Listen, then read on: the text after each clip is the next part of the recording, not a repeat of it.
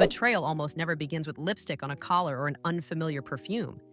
It begins in the silence, in the shift of energy, in the small, almost imperceptible details that he insists you're imagining and that you almost convince yourself you are. The greatest mistake a woman can make is overriding her own instincts in order to keep the peace, telling herself she's being paranoid, that she's seeing things that aren't there, that she should just trust and let go. Today, I'm going to walk you through the 4 subtle signs that a man who is being disloyal almost always leaves behind. Not phone snooping, not dramatic confrontations, but the psychology of guilt and emotional distance, and how to read it clearly. It's time to see what's already right in front of you. Your intuition is your most powerful asset, and it deserves to be educated and protected. Subscribe to Female Magnetism and hit the notification bell to master the psychology of high-value relationships. Now let's get into the signs.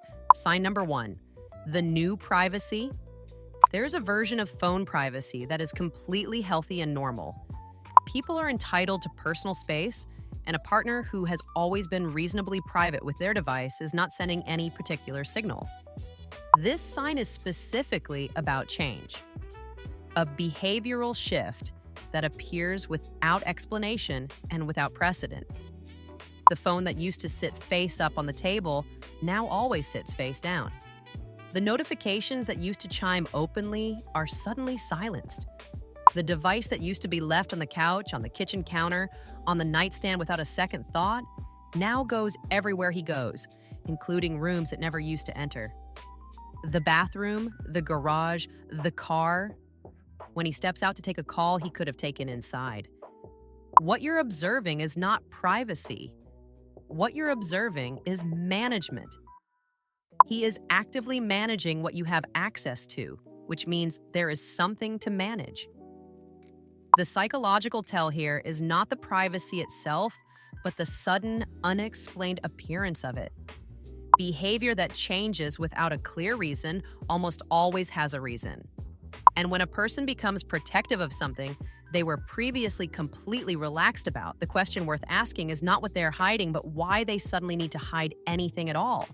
Sign number 2, projective guilt.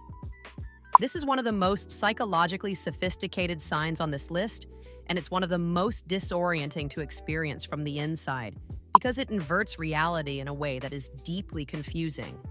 Projection is a well-documented defense mechanism in which a person unconsciously transfers their own feelings, impulses, or behaviors onto someone else.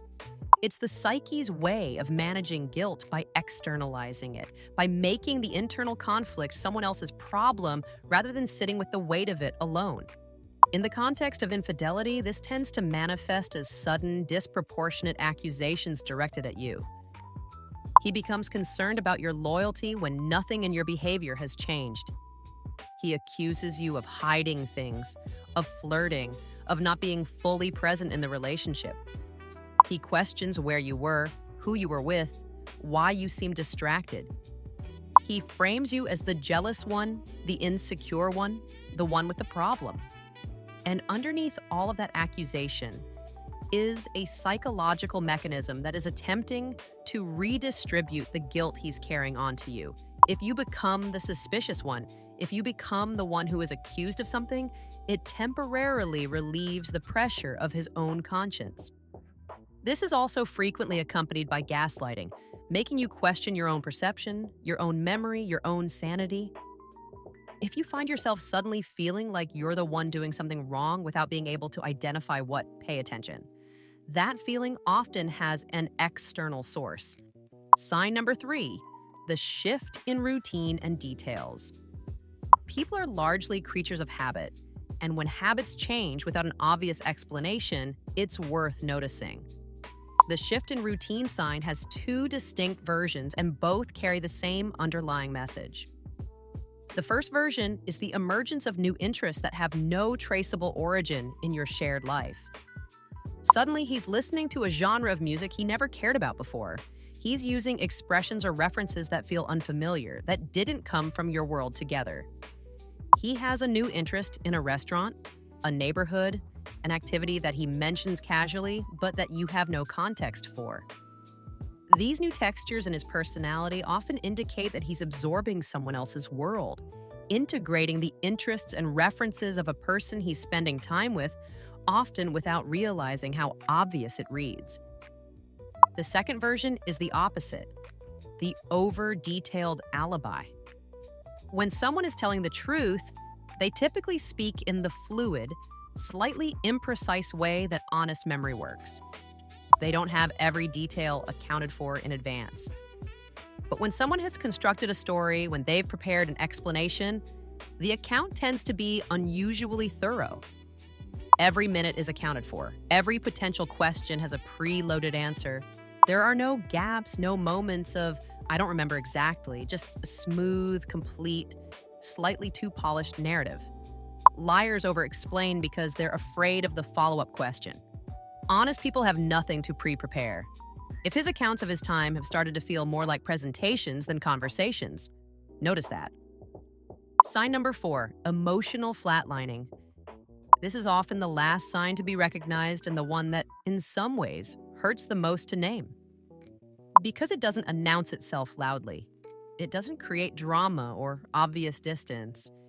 It just quietly empties out. The connection diminishes in a way that's hard to point to directly.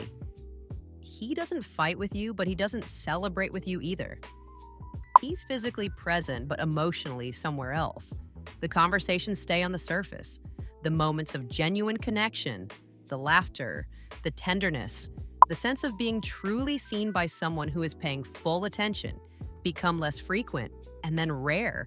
He seems like a version of himself that has been turned down in volume. What's happening psychologically is that emotional energy is a finite resource, and it flows toward where a person is most invested. When that investment begins to divide, the portion available for the primary relationship decreases. He's not necessarily choosing to withdraw from you consciously. It's often more passive than that. His emotional presence is being drained in another direction. And what remains for your relationship is what's left after that drain. The flat quality you're sensing, that strange combination of presence and absence, is the feeling of someone whose emotional resources have been redirected. It's not conflict, it's depletion. And in some ways, that quiet emptiness is harder to navigate than an argument because it gives you nothing clear to respond to. The truth is painful, but the lie is the thing that actually destroys not just the relationship, but your sense of reality, your trust in your own perception, and over time, your trust in yourself. A high-value woman chooses the pain of clarity over the comfort of an illusion she has to work every day to maintain, because she understands that she cannot build anything real on a foundation that is not honest. If you've recognized these signs, the response that serves you best is not an explosion of emotion and accusation. It is strategy. It is clarity. It is gathering your thoughts, grounding yourself in your own worth, and deciding from that place of groundedness exactly how you want to proceed. Comment, "I trust my intuition" below if you are committing to never again silencing the voice inside you that already knows the truth.